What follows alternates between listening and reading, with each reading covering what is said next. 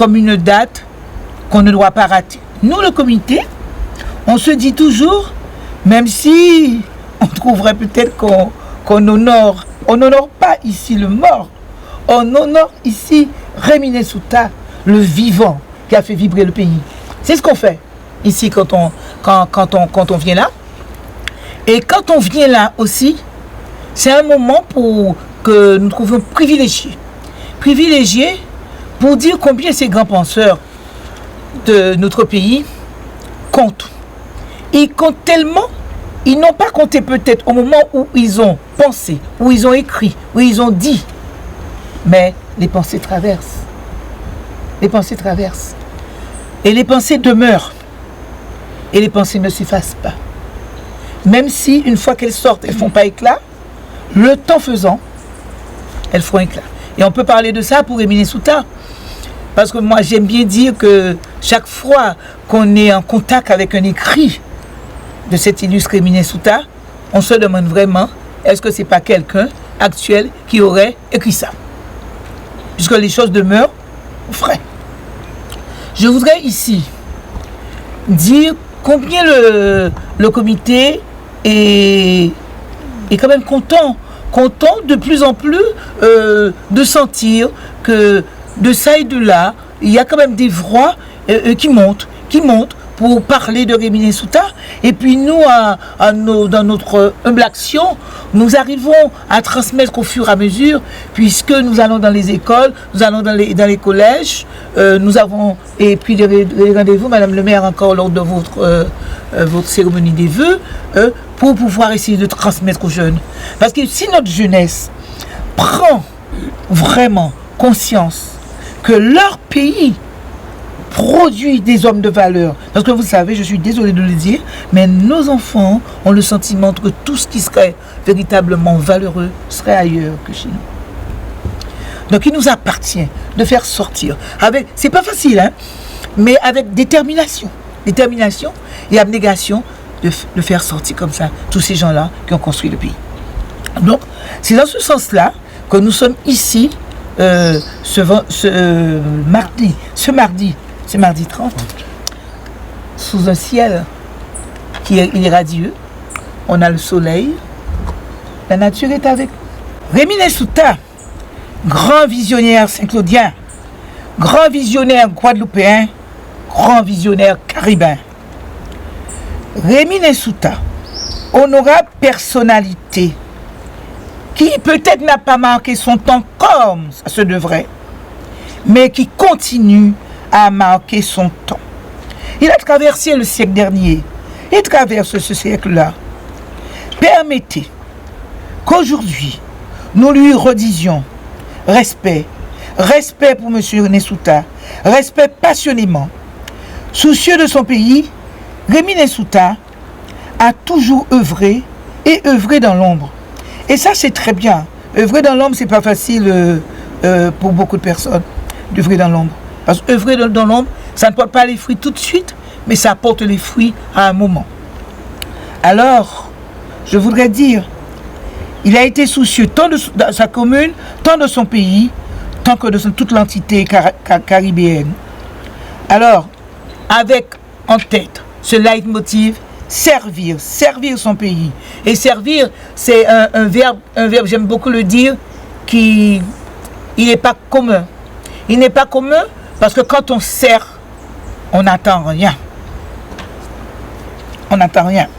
Et servir, c'est peut-être pas donné à tout le monde. Il y a des âmes qui sont bien nées et qui servent avec abnégation. On dira que Réminé Souta est un de ceux-là.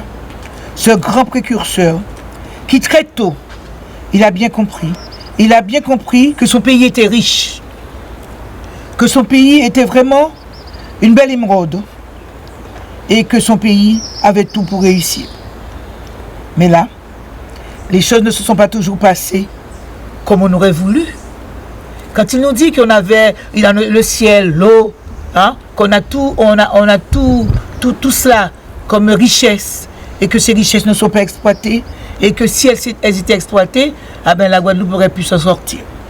Malheureusement, les choses ne se passent pas toujours aussi bien. Mais ce qui est intéressant quand même, c'est de voir qu'on revient à ses écrits et que on le cite. Il est cité partout. Il y a hier une amie qui m'a envoyé, à Nicole m'a envoyé ça avant, et puis une amie m'a envoyé que le journal martiniquais célébrait l'anniversaire de sa disparition. Sur son journal, il mettait 29 janvier 2024, 29 janvier 109, et Minnesota disparaissait. Donc, il voyage, parce que déjà l'île Sœur, c'est son journal, et déjà parle de ce grand Minnesota. Donc nous devrons inlassablement, et je compte sur tout le monde, tout ce que nous sommes, tel comité, tout ce qui nous entoure. Madame le maire nous accompagne très bien, et qu'on compte sur ça pour faire sortir. Il faut que lorsqu'on parle de Minnesota, que ça retentisse. Et c'est ce que nous essayons de faire, step by step, comme même dit la présidente. Pas à pas. On n'y arrivera pas, mais pas à pas, tranquillement. Madame le maire, et qui vous oblige, pour employer une formule, parce que d'après ce que Madame le maire m'a dit, elle aimerait que ça devienne véritablement une espèce de bourse, un lieu d'information, disons, un lieu, on va dire, de ressources pour la jeunesse. Et là, ce choix-là, comment dirais-je, ou cette décision, disons, elle est actée là, elle est actée en plus dans un espace où on tient toujours promesse. Et même, on se dit, quand on se rencontre dans un cimetière, il y a forte chance qu'on fasse couple. Donc, je pense que l'idée qui est annoncée, la décision qui est faite ici, est une décision qui est gravée dans le marbre. Alors, c'est heureux. Et je pense que Gertier Archimède, à son espace à Basse-Terre, il est bien qu'en Guadeloupe, le Minnesota ait son espace à Saint-Claude, qui de plus dans une maison patrimoniale qui marque bien le temps. Alors c'est vrai que on peut dire que la pensée de Minnesota à son époque n'avait pas marqué, je ne crois pas. Tu ne penses pas? Sa pensée a marqué. D'autant plus qu'il a été interpellé, et parfois interpellé, je veux dire, assez sévèrement par les autorités de l'époque, qui avaient bien compris que cette pensée-là était une pensée qui allait déranger les plans disons nationaux. Il faut regarder dans quelle période nous sommes à la fois Vichy et nous sommes à la fois après avec De Gaulle, où il y a les ordonnances de 60. Bon, il ne faut pas penser Guadeloupe à la limite, il ne faut pas penser à sécession. Nous sommes en pleine guerre d'émancipation des territoires, enfin des outre-mer de l'époque de la France. Minnesota a marqué, mais avec disons une pensée, une expression facile. Une expression libre, qui n'était pas de grosses théories philosophiques, mais des théories tout à fait pragmatiques. Pourquoi? Simplement parce que c'était l'expression d'un homme qui avait une expérience de vie déjà, une expérience de vie en Afrique. Après il a fait l'Europe, mais en Afrique, il avait vu les choses. Et c'est vrai, vous avez raison, Madame la Présidente, de rappeler qu'il avait tout de suite perçu que si on allait se mettre dans un développement accéléré, et on passerait très loin du véritable développement du pays, et il avait prôné avant l'heure le développement endogène. Bon, il avait vu ce qu'il fallait faire avec une pensée qui était dérangeante. Il y a dans un de ses livres, on trouve qui disait que tout le monde ne pourra pas être médecin, tout le monde ne pourra pas être avocat. Il faudrait qu'on ait des gens pour travailler à la nature, pour l'agriculture. C'est lui aussi qui avait prôné aussi le développement, on va dire, de Saint-Claude comme étant une petite terre qui ferait du thermalisme et qui avait et qu'on doit assumer la génération qui vient, qui a fait le choix aussi, le choix démocratique et municipal, de céder une bonne part à Basse-Terre pour que la capitale ait d'espace. Car quand on enlève toute cette partie-là, qui est entre Montbazin, entre Guillard, entre la partie Rivière des Pères, on n'a plus de Basse-Terre de tout cela, il n'y a pas grand-chose. C'est aussi l'homme de la parole donnée, parce que à l'époque, Goubert et Basse-Terre et Saint-Claude avaient été interpellés pour céder à Basse-Terre une place. Goubert devait céder Rivière-Sens et Saint-Claude devait céder Rivière des Pères, le reste. Bon, Saint-Claude a joué le reste. C'est vrai, vous avez fait allusion à sa position aussi. Quand il est allé représenter le pays à la conférence des Indes occidentales, et il a eu une phrase qui ressemble à celle que Schellcher avait prononcée en disant que ces territoires-là vont s'unir dans, on va dire, un acte unique caribéen tôt ou tard. C'est leur vocation. Simplement, Il faut travailler à tout cela. Après est venu l'après de Gaulle, l'assimilation qui était voulue, il faut le dire démocratiquement, les gens ont voté pour cela, il ne faut pas dire que c'est imposé par la France. On a voulu ressembler à l'autre, eh bien, ça a perdu le pays, et c'est maintenant qu'on se réveille et voir comment rebâtir, comment reconstruire, sortir du mal développement, sauf que certains n'aiment pas tout cela, mais c'est une pensée qui est actuelle. Et là, il faut dire, on peut remercier le docteur Larifla, à l'époque président du conseil départemental, qui avait tenté, et je crois qu'il a réussi, à créer des comités commémoratifs pour les grands hommes, Sinabarom, Nérémie Nesouta et d'autres, Mortenol et tout ça, pour faire monter un peu cette pensée-là. Il y en a des hommes qui ont fait. Et à partir même de Nesouta aussi, on peut parler de Nesouta, mais que Nesouta aussi, là, je parle, Madame le maire, de à la maison, je pense qu'on va l'appeler, hein, l'espace là, vous avez quand même Raoul Georges Nicolo, qui a inventé la télécommande. Bon Dieu, quand il s'est présenté à la présidence de la République il y a quelques années, nous petits, on s'est dit, mais qu'est-ce qu'il vient chercher là? Mais l'homme savait ce qu'il valait, et il avait déjà, comment dirais-je, pointé déjà l'idée que l'homme noir aussi a sa place dans cette République-là. Et nous avons à construire nous-mêmes notre place aussi dans ce tout monde. Et les États nous y invitaient fortement. Donc à nous de pouvoir avancer step by step, mais de construire ça le plus tôt possible. Il manque toujours des espaces. Vous avez maintenant un espace de travail. En plus, vous aurez un concierge à titre gracieux.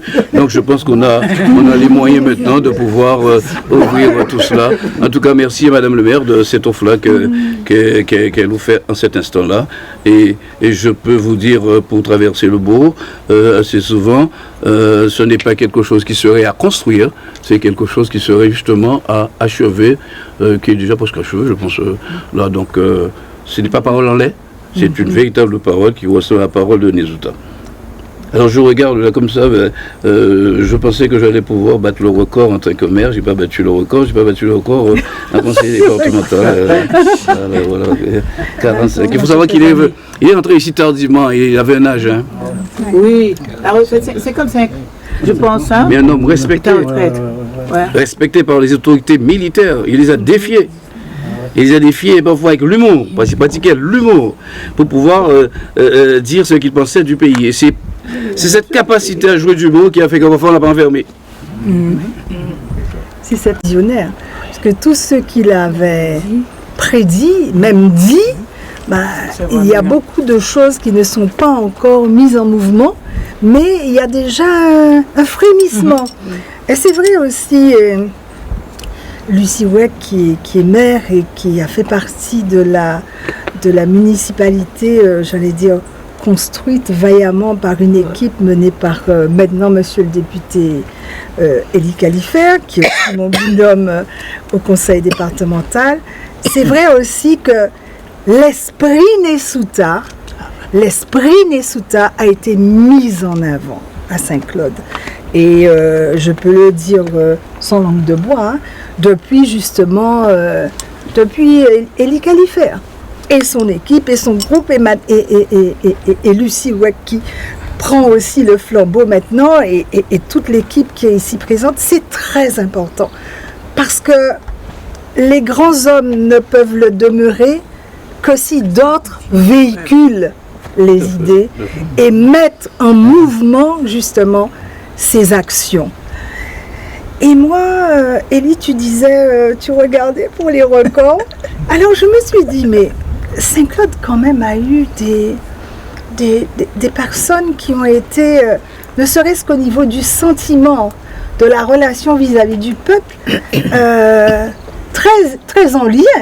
Parce que rester aussi longtemps chef d'édilité, je le dis aussi pour toi, et il y en a même eu d'autres avant, cela veut dire que ce lien fort et cette proximité sont importantes. Et c'est parce que justement, il était au-dessus de la mêlée, mais c'est parce qu'il arrivait à nous amener, à amener ce peuple à monter vers la montagne, que l'esprit de Nesouta est encore vivant et demande justement à ce que les générations qui viennent, et j'ai trouvé que c'était formidable, hein, l'idée de la bourse. Parce que Saint-Claude est maintenant, depuis tantôt, ville universitaire.